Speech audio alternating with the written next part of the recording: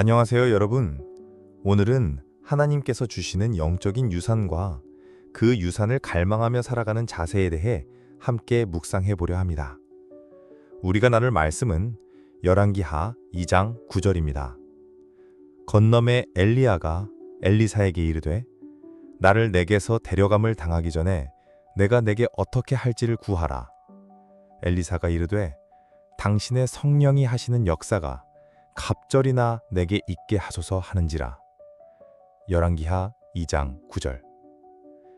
이 말씀은 엘리야가 하늘로 올려지기 전 제자인 엘리사에게 마지막으로 남긴 장면입니다.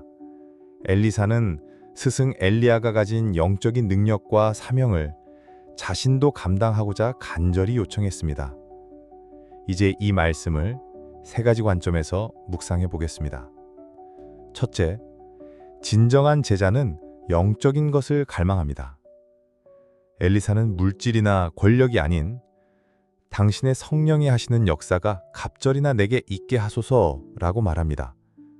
그는 세상적 유산이 아닌 하나님의 능력을 갈망했습니다.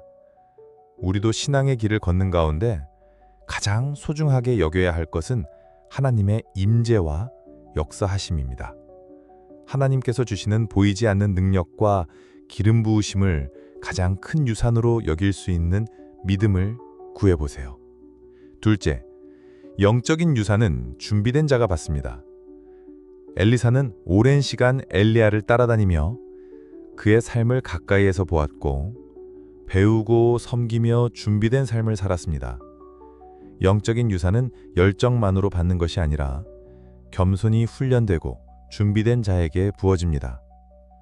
우리도 매일의 순종과 섬김 속에서 하나님의 일을 감당할 준비된 마음과 태도를 갖추어야 합니다. 셋째, 갑절의 능력은 하나님의 사명을 위한 것입니다. 엘리사의 요청은 단순한 능력욕이 아니라 더 큰 사명을 감당하기 위한 갈망이었습니다. 엘리야 이후의 시대는 더 큰 도전과 악함이 있었기 때문에 엘리사는 그만큼 더 큰 은혜와 능력이 필요하다고 여겼습니다. 우리도 시대와 공동체를 바라보며 더 큰 사랑과 인내, 믿음을 구해야 할 이유를 발견하게 됩니다. 하나님의 일을 감당하려는 마음이 있다면 하나님은 반드시 그에 합당한 능력을 부어주십니다. 이처럼 열왕기하 2장 9절은 진정한 믿음의 사람은 영적인 유산을 구하고 그 유산은 준비된 자에게 주어지며 사명을 위해 더 큰 은혜를 간절히 구해야 한다는 교훈을 줍니다. 그렇다면 오늘 하루 이렇게 살아보면 어떨까요? 아침에 기도할 때 이렇게 고백해 보세요. 주님, 저도 당신의 능력으로 살아가길 원합니다. 제게도 주님의 은혜를 갑절로 부어주세요. 누군가를 섬기거나 돕는 기회가 생길 때는 이것이 하나님이 내게 맡기신 사명일 수 있다는 마음으로 기쁨과 정성으로 감당해 보세요.